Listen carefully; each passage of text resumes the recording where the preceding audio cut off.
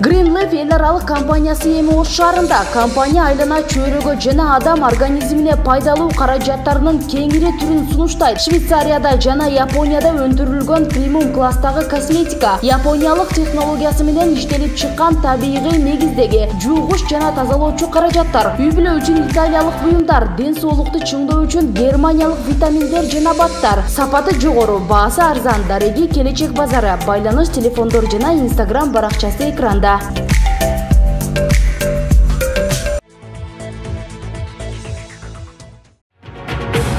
Дөө Чыңгыздын абактан чыкканы чуу жараттыбы? Бүгүн 12 июлда Крим авторитет Чыңгыз Жумагулов абактан чыкканын ЖМКнын басма сөз кызматынан билдиришкен. 24 KG агенттиги жеке булактарына таянуу менен Жумагуловдун абактан одуно мыйзам бузуулар менен чыкканын жазып чыкты. Маалыматта айтылгандай, Жумагулов чүйдөгү номер 3 абакта жазасын өтөгөн. Бүгүн ал таңкы саат 6:30 абактан чыккан. Бул убакта бузуу ЖМКнын төрагаларынын биринин орун басары аны эрте бошотконго буйрук берген деген да маалыматтар бар. Ал эми төрага өзү бул боюнча кабардар болбогондуктан укканда ызы чуу чыккан. Азыркы убакта ички иликтөө даярдалды деп жазат 24 KG. Бул боюнча ЖМКнын басма сөз кызматына байланыштык. Ал убакта кече 11 июлда чыкмак. Ал күн дем алышка туш келип калгандыктан бүгүн чыкты. Ал эми ички иликтөө жана Жумагуловго мунапыс дайындалганы боюнча маалыматтар дайындалып жатат, кийинчерээк берилет деп белгилешти басма сөз кызматы. Саламаттыкты сактоо министри Спутник V вакцинасы канча сомдон сатып алынганын айтты. Бул тууралуу бүгүн 12 июлда Саламаттыкты сактоо жана социалдык өнүктүрүү министри Алымкадыр Бейшеналиев Жогорку кеңештин эл аралык иштер, коомго жана коопсуздук боюнча комитеттин жыйынында билдирди. Жыйында Умбетали Кыдыралиев азыркы учурда вакциналардын баасы канча болуп жатканына кызыкты. Азыркы учурда бир вакцинанын тагырагы Спутник V вакцинасынын баасы $10, Sinopharm вакцинасы $7 түзүүдө. Биз тезинен эмдөө жүргүзүшүбүз керек. Бишкек шаарында Чүй облусунда өзүм барып көзөмөл кылып жүрөм, деп кошумчалады Бейшеналиев.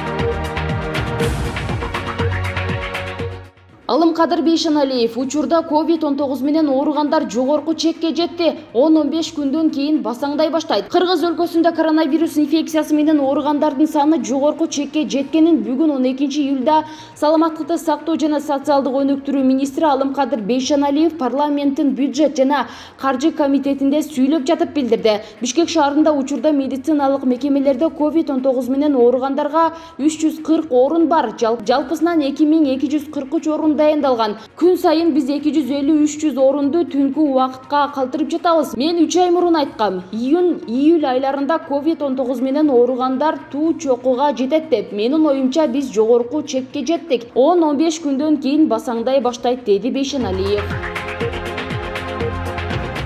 Кытай менен Кыргыз өлкөсүнүн чек ара бекеттеринде күнүнө 30-35 гана унаа өтүүдө. Себеби эмнеде? Кытай менен Кыргыз өлкөсүнүн чек ара бекетинде күнүнө 30-35 унаа өтүп жатат. Мындай жагдайга эмне себеп болуп жатканын бүгүн 12 июлда бюджет жана финансы боюнча комитеттин жыйынында мамлекеттин бажы кызматынын төрагасы Кыялбек Мукашев депутаттардын суроолоруна жооп берип жатып билдирди. Депутаттар чек арада автоунаалардын аз өтүп жатканын себебин сурашты.